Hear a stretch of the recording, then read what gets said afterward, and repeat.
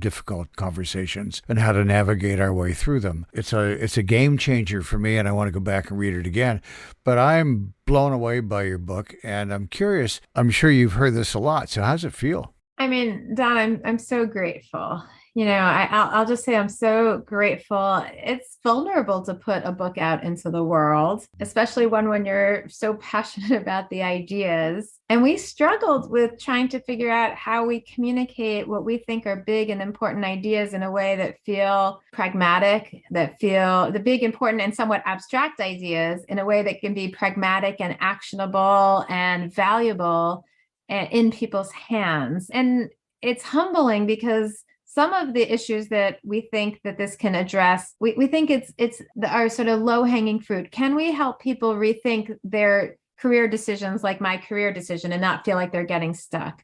Some of the issues that we think that this kind of thinking can address are big global crises, and we feel a huge sense of humility in what's possible in doing that, because I think to get there, we've got to get a lot of people thinking in different ways about those crises. And I just want to say, like, it's not just that it's cognitively challenging. It's not just that it's a question of complexity and our cognitive complexity. It's also really emotional. One of the things that we say about navigating paradox is that paradoxes are uncomfortable, and to be able to hold paradox, to hold competing ideas, to listen to people that are different than us, to be open to different points of view than the ones that we typically know, we have to be able to understand the discomfort there and not get rid of the discomfort, but to find comfort in the discomfort, to be able to accept the discomfort and move forward. And that's hard. It's really hard to do. So I'm super grateful. And I think that I feel a tremendous sense of urgency to help people understand these ideas, to help them solve their personal and our collective biggest problems. And that feels like a lot of expectation. Yeah, no pressure. And a lot of pressure. Exactly. So for people listening that haven't read the book, and I guess we all live in some kind of conflict or some sort of duality in small and large conversations, what advice would you give? Well, what we like to say is that the first step into paradox is changing the question. And I think that's kind of the low-hanging fruit. I like to think of it as if people want to go down a path, a lifetime practice of deepening their sort of understanding and self, and they want to meditate. It's a lifelong practice. And the first step into it is just noticing your breath, right? So if anybody goes into a meditation studio, the first step is be aware of your breath. Just notice it, just be aware. So we think that navigating paradox, and, first it's to understand that we live in this kind of holistic, integrative world of competing demands. And the first step is changing the question, that when we hear ourselves asking either or questions of ourselves, we hear either or questions between us and somebody else as we're both fighting for different perspectives on something. When we hear these kind of either ors come up, these trade-offs, these dilemmas, these tug of wars, we shift the question and just ask ourselves, how can we accommodate both? In my early decision, like, how can I both have direct impact associated with being a medical doctor and engage in leadership that I'm passionate about? How can I both have certainty and have uncertainty and accept the uncertainty? How can I do both? Because that's what opens up a new possibilities and new decision spaces. And it also opens up the potential to respectfully listen to other people and be curious about their point of view, even if we don't agree with them. So what's next for you?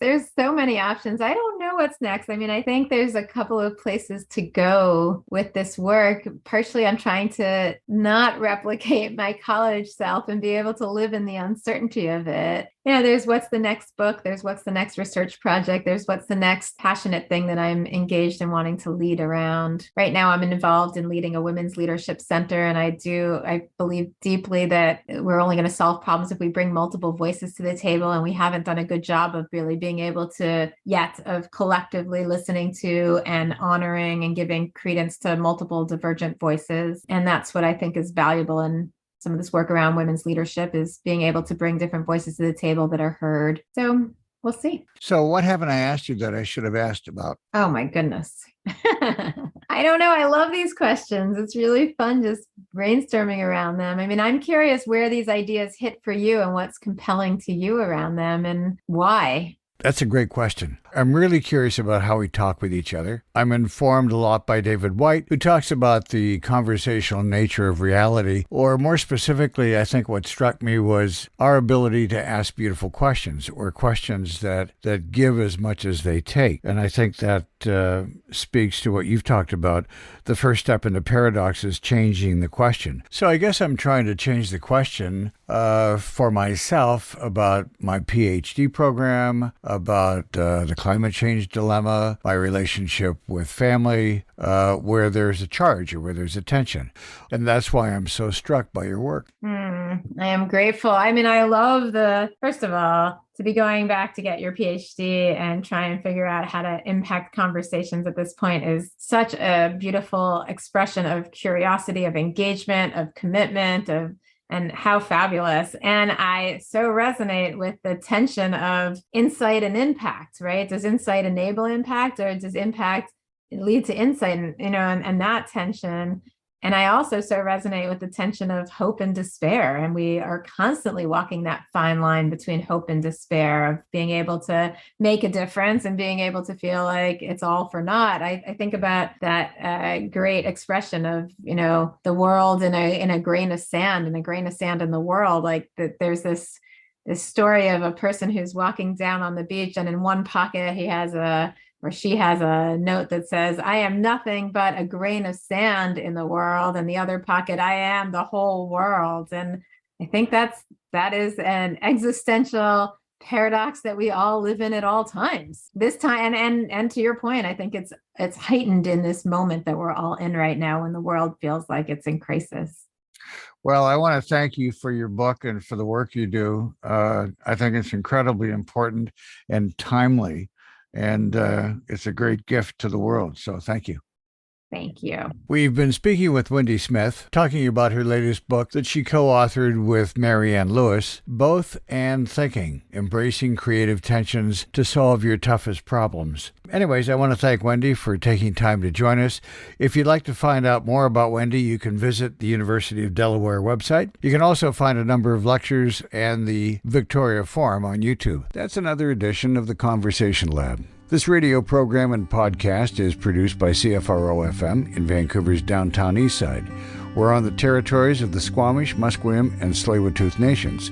Our gratitude and thanks to them, as well as to the many not-for-profit organizations, community groups, and change makers around the world that support this program. If you enjoyed today's conversation, please consider becoming a member of Co-op Radio to support this program and the many others produced by hundreds of volunteers. If you have a story to share or know someone who does, please have them contact us at coopradio.org, theconversationlab.ca, and on many social media and podcasting platforms. This episode was cobbled together with some help from Brian McKinnon, Kimit Sekon, John Massacar, and Julian Anton. Thanks, guys, and thank you for listening. I'm Don Schaefer.